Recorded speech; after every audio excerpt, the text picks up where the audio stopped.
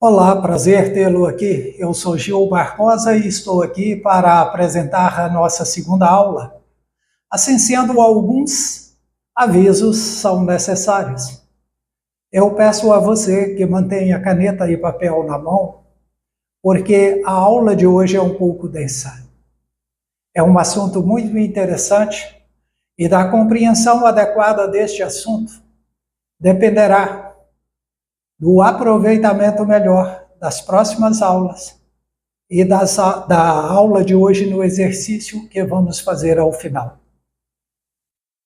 Eu quero também agradecer a você que viu a primeira aula e que está aqui animado e ansioso tanto quanto eu pela segunda aula. Antes disso, eu quero dizer para você que está chegando nesta aula primeiro, para ir à aula 1, assisti-la, fazer as suas devidas anotações, para então sim vir para a próxima aula, que é esta aula 2. E o tema da aula de hoje é identidade, o eu consciente. Ao abordar esse assunto, eu quero deixar claro para você que identidade é uma questão essencial no relacionamento meu comigo mesmo. E deste relacionamento comigo depende todos os outros relacionamentos que eu teço ao longo da vida. Eu preciso deixar isto claro para que você não perca a oportunidade de formatar, sim, a identidade e traçar um caminho, se você não a tem, para você chegar até a sua identidade. Porque saber de identidade é ter autoconsciência suficiente para se manter harmonizado mentalmente. É tornar-se capaz de gerir em sua mente ideias conflitantes e pautar estas ideias em princípios e valores que promovam e defendam a sua identidade. Isto é tão importante que vai nortear a qualidade das decisões, dos comportamentos e da ação consciente e subconsciente. Então, não é pouca coisa. É diria assim, é uma espinha dorsal do autoconhecimento. Quando a gente foge disso, o subconsciente passa a decidir. E quando ele decide em nível de emoções. Os parâmetros emocionais passam, sim, a ser decisivos em nossas decisões e em nossas ações. Então, para responder a você o que é identidade, eu digo que, para fazer isto, eu preciso saber de minha identidade, eu preciso ter autoconsciência, eu preciso estar com a mente harmonizada, eu preciso estar em condição de gerir mentalmente as minhas ideias, principalmente as ideias em conflitos, e dela tirar consenso, porque esse consenso significa a expansão da consciência, crescimento de consciência. Quando eu cresço em consciência, eu empilho memórias que vão formatar, moldar meus comportamentos e manter o nível da qualificação adequada dos meus comportamentos. Logo, se eu faço bem o empilhamento de memórias de forma positiva, eu vou ter também a organização comportamental pelas crenças qualificadas e logo esses comportamentos serão bons. Por quê? Porque eles serão filtrados pelos princípios e valores que estão presentes em nível consciente. Estes princípios e valores eleitos, filtrados, escolhidos conscientemente, eles devem ser elementos de parâmetros comportamentais para o nosso subconsciente. Então, não podemos fugir disto e devemos, sim, considerar a questão da identidade como uma questão básica. Assim sendo, anote agora o conceito de identidade que eu formulei.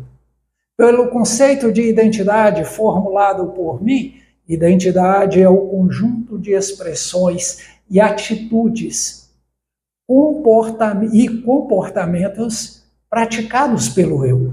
Ou melhor, vamos repetir, porque eu engoli uma vírgula. Identidade é um conjunto de expressões, atitudes e comportamentos praticados pelo eu a partir do corpo humano. Este fenômeno, gente, é muito importante porque o corpo é o campo no qual eu revelo a minha identidade. A partir do corpo, eu posso manifestar ao mundo e dizer eu. Para iniciar essa exposição acerca da identidade, eu começo mostrando como isto é importante. E para isto, eu recorro à Bíblia. A Bíblia, em Gênesis, capítulo 1, versículo 26 e 28, Deus se revela, mas dá a sua revelação, a sua identidade a todo homem, dizendo, façamos o homem a nossa imagem e semelhança. Nisso está o universal de toda a criatura humana. Ser imagem de Deus. Entretanto, em Êxodo, capítulo 3, versículo 14, Deus se particulariza e distingue-se do homem com a definição de si mesmo. E ele se revela como eu sou.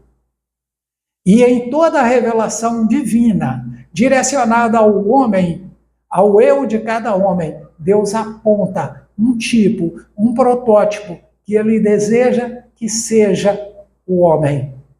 Entretanto, ele abdica e entrega a responsabilidade ao homem para que, com liberdade, o homem se defina. Isto é, ao definir a si mesmo, o homem se mostra perante Deus como imagem e semelhança dele, mas uma imagem e semelhança única. Entretanto, esta questão não fica restrita única e exclusivamente à espiritualidade, mas ela perpassa também toda a história da filosofia. E aqui eu aproveito para citar alguns exemplos desta identidade revelada a partir de pensadores.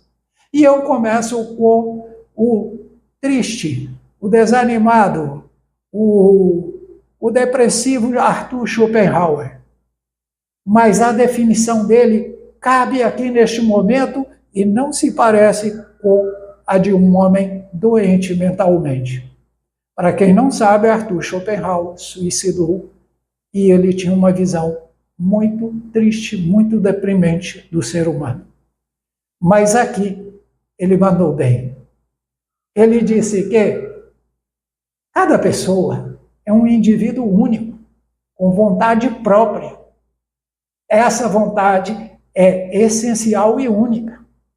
E por meio dela, o homem manifesta as suas ações e seus sofrimentos. Eu, para melhorar um pouco a ideia de Arthur Schopenhauer, ouso dizer, através de suas ações e comportamentos, ou suas atitudes e comportamentos. Então, colocando na minha concepção a ideia de Arthur Schopenhauer, eu diria que cada pessoa é um indivíduo com vontade própria, essa vontade é essencial e única, e por meio desta vontade essencial e única, o homem se manifesta em suas ações e comportamentos. Mas vamos a outro pensador, e aqui eu quero apresentar para vocês Friedrich Nietzsche. Este polêmico autor alemão, o homem que declarou a morte de Deus, eu quero dizer que ele, em sua obra chamada O Super-Homem, ele diz que o super-homem cria valores e define a si mesmo de maneira única, transcendendo as normas das moralidades comuns da sociedade. É que para ele, para ser super-homem, é preciso ser eticamente correto, e eticamente correto é a pessoa que ama com intensidade. E esta pessoa que ama com intensidade, ela se coloca acima do bem e do mal. Ela se torna independente de julgamentos alheios de qualquer ordem. Por final, eu ainda vou citar Jean-Paul Sartre e Martin Heidegger. Esses autores enfatizaram a individualidade da experiência humana. E aqui eu quero realçar a ideia de Sartre, que alega que a existência precede a essência. Essa mesma ideia é repetida com contornos diferentes em Martin Heidegger. Então, a sugestão destes dois autores é que cada pessoa é única e se define através das suas escolhas.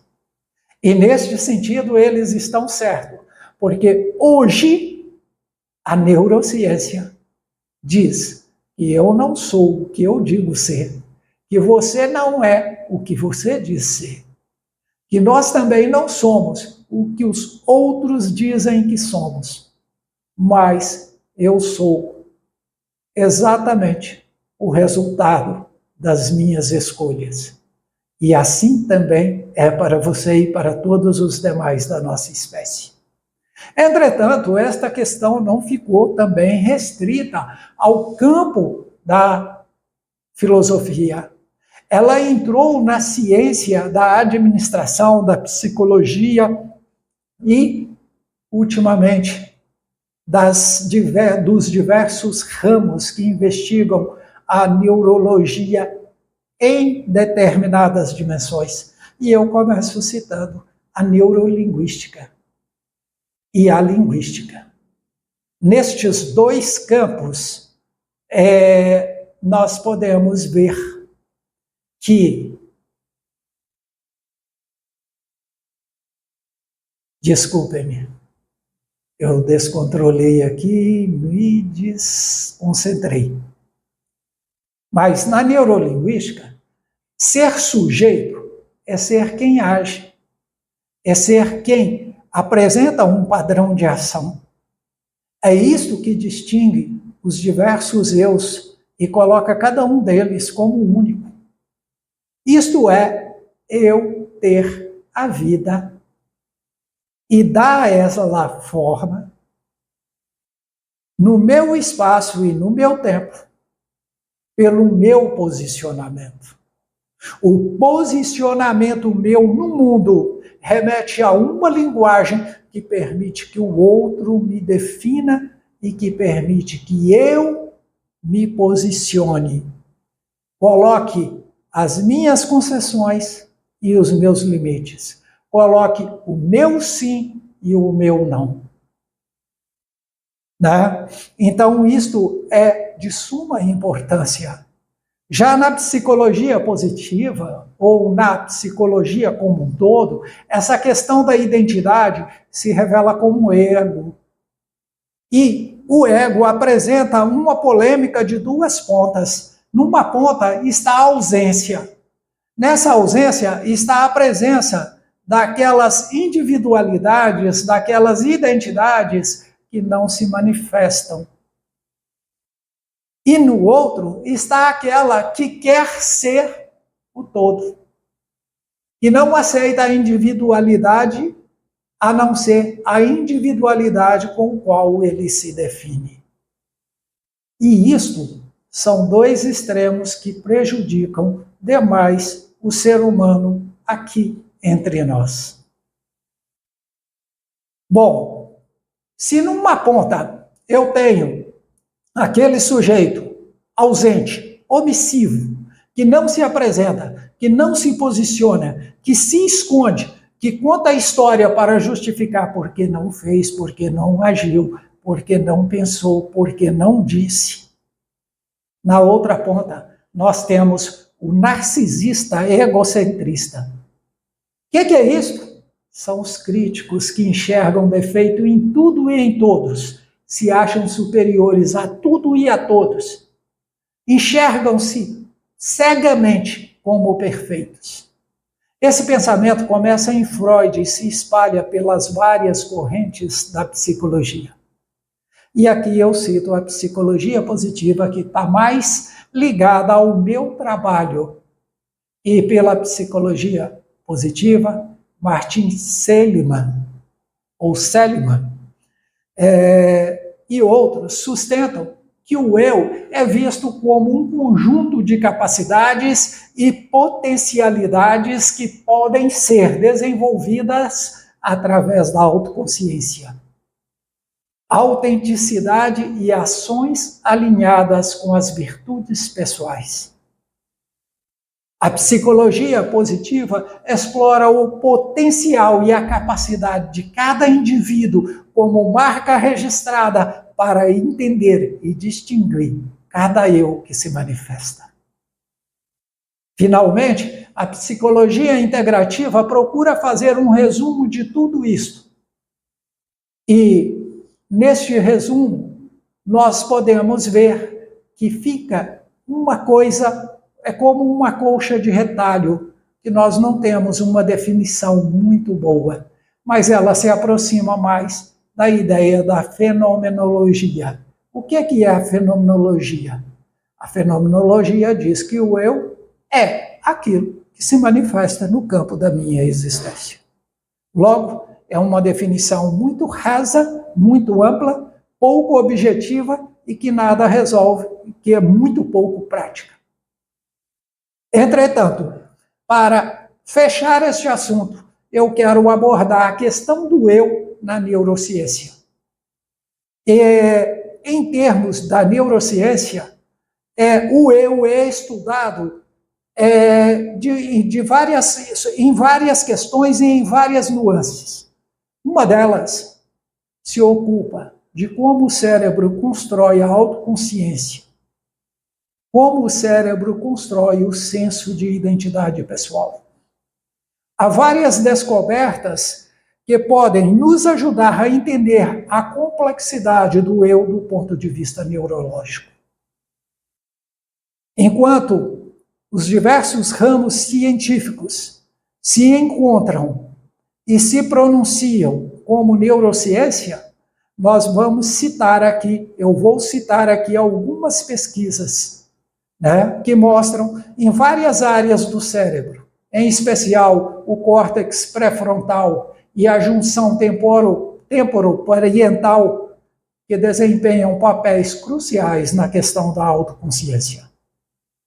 Também pesquisas que tratam de redes neurais e autoconsciência. Estas áreas estão envolvidas com a função como reflexão sobre o próprio estado mental, o reconhecimento de si no espelho da vida, no espelho, no olhar para si e se enxergar no próprio espelho da vida, na projeção de si em diferentes cenários e situações. Temos também pesquisas que tratam da questão dos neurônios espelhos. A descoberta deste tipo de neurônios contribuiu em muito para a compreensão de como os neurônios, na compreensão do eu, entram e são capazes, são habilitados de entrar e fazer e praticar a empatia e desenvolver, por meio deste comportamento, a capacidade de entender os outros. Estes neurônios são ativados quando uma pessoa executa uma ação, quando observa a outra executando a mesma ação. Sugere uma base neural neste fenômeno a compreensão da imitação, elementos importantes na construção do senso do eu em relação aos outros. Há também pesquisas na questão da formatação das memórias e identidade. A memória é fundamental para a identidade pessoal. Estudos em pacientes com danos no hipocampo ou uma região que forma as novas memórias, que é o hipocampo, mostra que perturbações na capacidade de formar e recuperar memórias pessoais podem afetar profundamente o senso de continuidade. Destaco como nos lembramos de experiências passadas e como construímos a nossa identidade ao longo do tempo. E, ao mesmo tempo, quando nos projetamos para o futuro, também nós temos lá uma memória projetada na mente que já contempla no agora o eu do futuro desejado.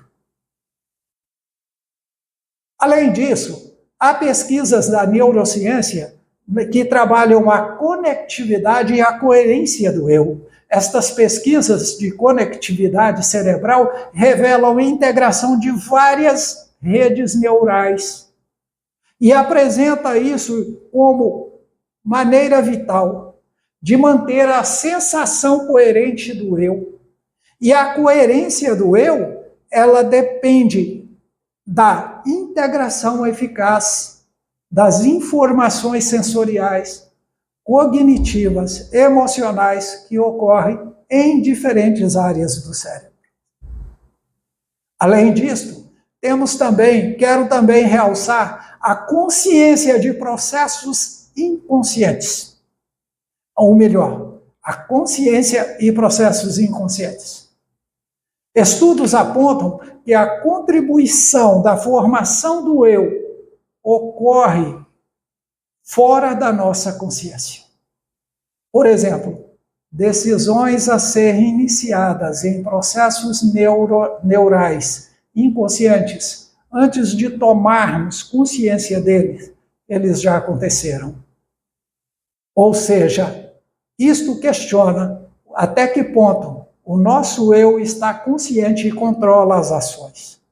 E é por isso que a turma da neurociência e a turma da neurolinguística defendem que é preciso ter cuidado com a formação de nossas memórias. Este período que vai até 12 anos, quando nós coletamos princípios e valores para formatar as memórias com as quais nós tomamos decisões ao longo da vida. Depois disso, só fenômenos de alto impacto emocional formatam e fixam memória na nossa mente. E quando isso acontece, é instantâneo. Mas, por que eu estou dizendo este assunto? Porque hoje, pesquisadores já comprovaram que biologicamente, o cérebro faz a decisão de agir. 20 milissegundos depois, ele age. 200 milissegundos depois da ação, o nosso consciente toma conta da situação e justifica com seu discurso em nível consciente porque agiu. E essa questão é uma questão meio polêmica, mas eu quero trazê-la à baila, porque eu tenho formação teológica e vejo que isso é importante. A ideia do pecado original. Nós já nascemos com defeitos dentro de nós herdados pela epigenética, que é a herança psíquica de nossos antepassados. E eu ainda não pude confirmar, mas já ouvi de colegas que relatam que este fenômeno afeta-nos até a 8ª geração da nossa descendência. Outros defendem que ela desce, ela vai na ascendência nossa, até a 4ª geração. E da gente, vai até a 4ª geração de descendência. De qualquer jeito, seriam 8 gerações. Aliás, a segunda hipótese são 9, porque nós também somos uma geração. Então, 4 acima, 4 abaixo. E então eu ainda não pude trazer a limpo essa questão, mas é uma questão que aponta dados importantes de como a nossa mente formata pensamentos, decisões, atitudes, ações e como os resultados qualificam e denunciam a qualidade de nossas decisões, do nosso conhecimento na ordem prática, ou seja, da nossa sabedoria. Bom, finalmente, a questão das desordens mentais na identidade.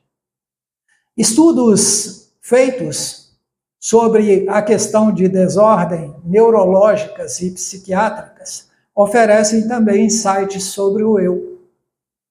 Condições como demência, esquizofrenia, transtornos dissociativo de identidade demonstram como as alterações na função cerebral podem afetar drasticamente a questão do eu. Dessa forma, eu quero dizer para vocês que quando nós falamos a neurociência, parece que estamos falando de uma única coisa. Mas, na realidade, quando nós estamos falando de neurociência, estamos falando de um saber transcientífico que conglomera em seu corpo vários ramos da neurologia, da biologia, da neurolinguagem, e, enfim, do comportamento, das redes neurais, da formação dos canais sinápticos, do funcionamento destes canais sinápticos. Tudo isto está reunido nesse bolsão que nós estamos chamando de neurociência. Agora, é complexo? É. Mas quer uma notícia boa de tudo isso? É que tudo isso pode ser, sim, aprendido, treinado, melhorado, ou seja, consertado. E agora eu quero, como prometido, toda aula eu apresento um exercício. E agora eu quero fazer com você um exercício para você testar e expandir a sua consciência sobre o seu eu, tá bem? Então vamos lá? Eu começo propondo uma técnica, e essa técnica é chamada no livro A Lei do Triunfo, do Napoleão Hills, de reunião íntima ou reunião interna. E essa reunião interna reúne o quê? Reúne as diversas partes do seu cérebro que apresentam ideias diferentes e conflitantes. É como se dentro de mim, aliás, é como não, eu posso dizer que, metaforicamente, dentro de mim tem os vários eus.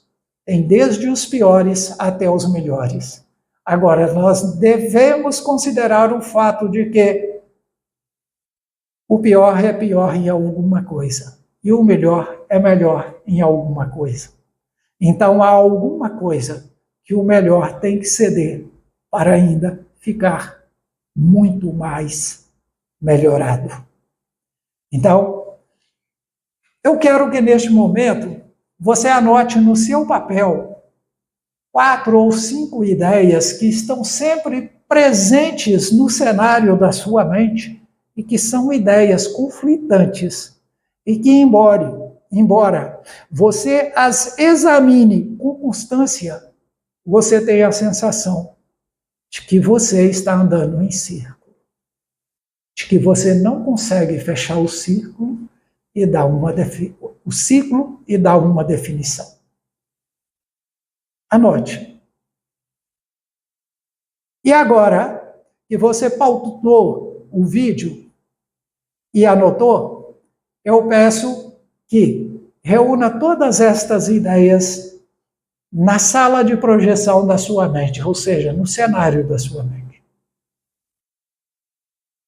Coloque o seu consciente como anfitrião e receba cada uma dessas ideias e as personalize, atribuindo a cada uma delas um número ou um nome.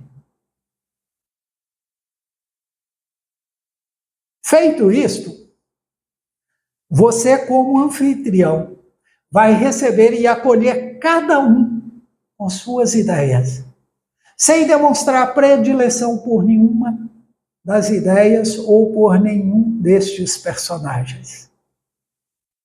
Receba cada um cordialmente, faça-o sentar nessa projeção. Neste momento, você deve estar de olhos fechados, talvez com uma música de fundo, se você tem costume de refletir. E se não tem, vai fazendo repetidas vezes, que aí, de repente, as coisas começam a fluir. Você vai começar a ter imagens desta reunião, você vai começar a ter sons desta reunião, e você vai começar a ter as sensações do ambiente desta reunião. A repetição traz a maestria. Você não vai querer, na primeira vez que você faz esse exercício, atingir o máximo. Se contente e tenha paciência que você vai chegar lá. Agora que estes representantes de ideias estão aí, reunidos, cada qual no seu lugar, nesta sala cenário de reunião da sua mente, comece a dialogar um por um, colocando ordem na reunião. Peça a cada um para apresentar a sua ideia e defender o que ele pretende com esta ideia. Educadamente, a hora que ele terminar de falar, pergunte se alguém dos que estão sentados ali tem alguma pergunta a ser feita para ele. Ou tem alguma dúvida que precisa ser esclarecida. Ok? Agora, se você já terminou esta parte, você vai pedir para que o projeto de cada um seja formatado em uma única ideia. E aí estabelece o debate. Mantenha as rédeas do debate.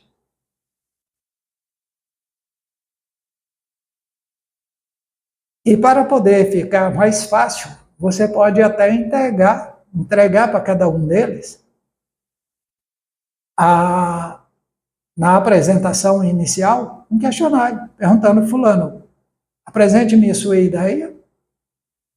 O que você deseja com esta ideia? E realce os pontos que são importantes da sua ideia. Por outro lado, peça a quem está presente. Se há algum problema, por favor, levante agora, vamos esclarecer para a gente chegar ao consenso.